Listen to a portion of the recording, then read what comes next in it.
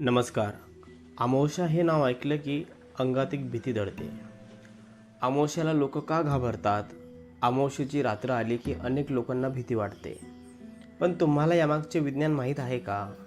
अमावस्या म्हणजे नेमके काय असते? चला तर मग जाणून घेऊया आज. अमावस्याला चंद्र आकाशात दिसत नाही, पण चंद्र गायब झालेला नसतो. तो पृथ्वीभोवती नेहमी फिरत असतो.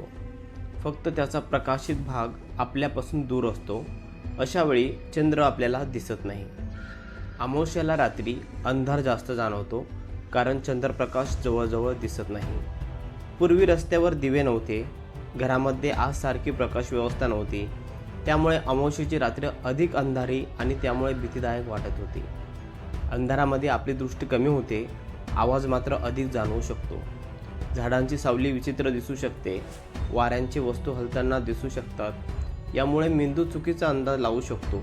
यातूनच भूतप्रेतांच्या अनेक कथा तयार झाल्या. पिढ्यानपिढ्या त्या लोकांमध्ये सांगितल्या गेल्या आणि अमावस्येची भीती तोडली गेली. मात्र अमावस्या म्हणजे भूतांचा दिवस असा वैज्ञानिक पुरावा उपलब्ध नाही.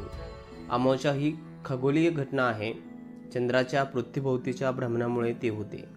प्रत्येक महिन्याला अमावस्या येते आणि त्यानंतर पुन्हा पुन्हा चंद्र दिसू लागतो. म्हणून अमावस्येला घाबरण्याची गरज नाही. अंधारामुळे सावध राहणे मात्र आवश्यक. रात्री बाहेर पडताना प्रकाश वापरा आणि सुरक्षितेची काळजी नक्की घ्या.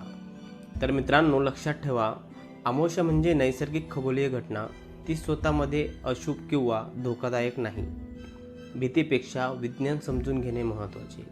ही माहिती आवडली असेल तर व्हिडिओला नक्की लाईक करा, मित्रांना नक्की शेअर करा.